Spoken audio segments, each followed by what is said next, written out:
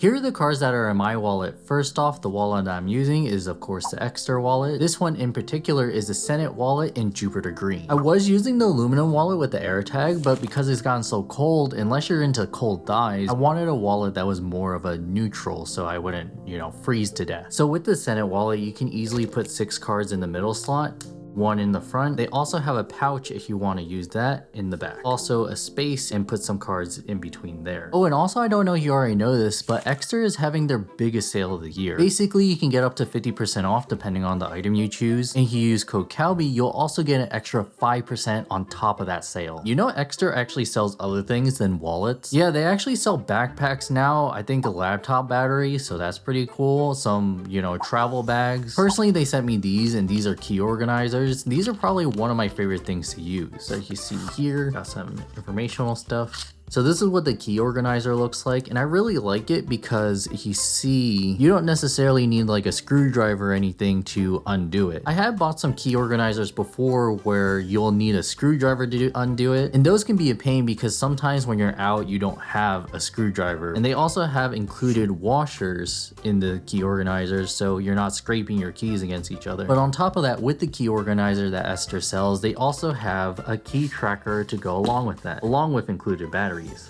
that just sort of pop out. Oh wow, so I didn't know this, but they gave you 2 batteries, but it only needs 1, so they give you an extra one. Then you just put it in there like so, and then you'll do this with your keys as well.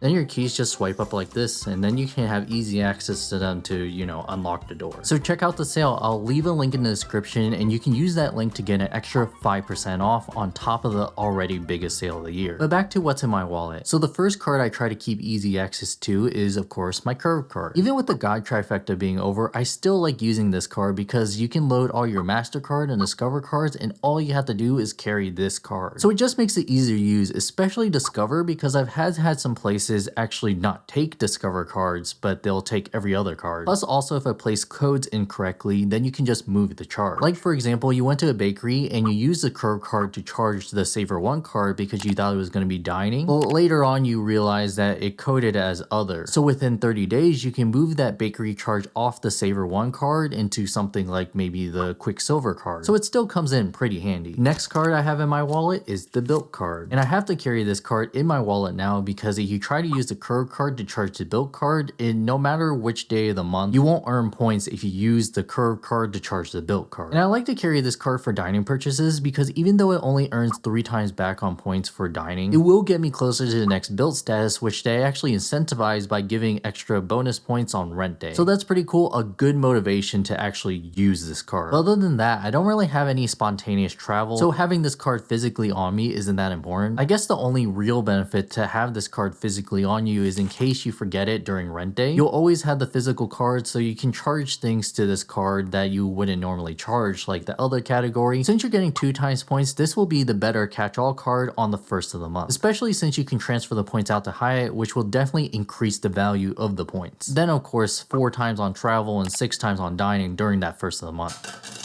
Next card I keep in my wallet is the Amex Gold card. This thing I usually go back and forth with between the Bilt card and this card, because even though this card earns 4 times points back on dining, which is slightly more than the Bilt card, I feel like the Bilt card just to use to earn status is worth a 1 point hit off of earning an extra 1 point on this card. Plus also I think the transfer partner that Bilt has, Hyatt, is easier to get your value from than the transfer partners on the Amex Gold card, at least specifically domestically. Other than that, I keep this card physically on me to use at Shake Shack so I can make sure I'm maximizing the dining credit without paying any additional fees, and using it at grocery stores because this card will earn you 4 times back at groceries, which are also earned as MR points. So usually slightly more value than just earning cash back. So usually at 2 cents per point, so that 4 times back on groceries is actually more like 8 times. Next card I keep in my wallet is the US Bank Cash Plus. I actually got this card recently with a welcome bonus of $250 after you spend $1,000, so that's pretty pretty good. But that isn't the only reason why I keep this card on me. This card will also earn back on electric charging. And you know, recently I just got a Tesla and there's a bunch of cards that will cover gas, but there's not that many cards that actually cover electric charging, while this card will. Plus also, this card has a 5% category that you can actually choose from. So personally for me, especially with the Christmas, Black Friday shopping, the categories that I chose are utilities, because no other credit card that I have covers utilities at 5% back. And the second category that I chose is clothing stores, because I know during the Black Friday time and the Christmas time, me and my wife tend to spend a bunch on clothing stores. So why not guarantee a 5% cash back? And what's interesting about this card is you do have to think a little bit of what you spend during the year, because you can choose your 5% categories, but you can only change them per quarter. So you'll have to do a little bit of pre-planning beforehand. So maybe you know you spend a little bit differently in quarter 1 versus quarter 2. Maybe you know you're gonna spend at electronic stores more than, you know, clothing stores. With the Cash Plus, if you know you're spending, you can earn a little bit extra by just knowing yourself. So pretty useful card to have in your wallet.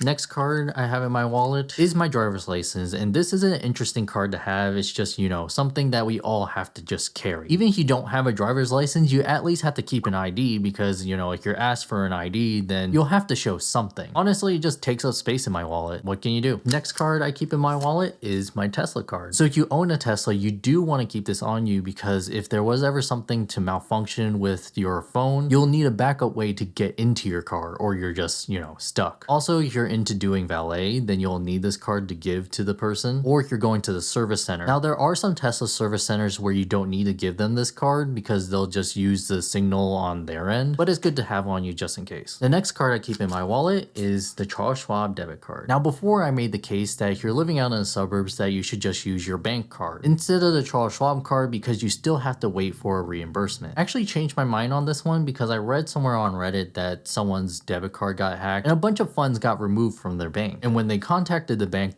basically did nothing for them. So that's kind of a reason why instead I carry the Charles Schwab debit card, because I only keep a minimal amount actually on this card. I keep maybe like $50 to $100 on this card to take out at any ATM I want, because, you know, there's no ATM fees no matter which ATM I use. And then the last card I keep in this wallet is actually on the back side. It's a tracker card. It just looks like this. It's charged by the sun by using the solar panel up here. And then there's a little button to help you find your phone. So that's a pretty cool feature. And it doesn't make any weird bumps like with the AirTag wallet. There's a little bump here. Sometimes it can get caught in your pants, but it's usually not that big of a deal. So it's nice that it's credit card shaped. So yeah, those are all the cards that are in my wallet. Thank you to Ekster for sponsoring this video. Remember to use code CALBY at checkout to earn an extra 5% off their already insane sale, and I'll see you later.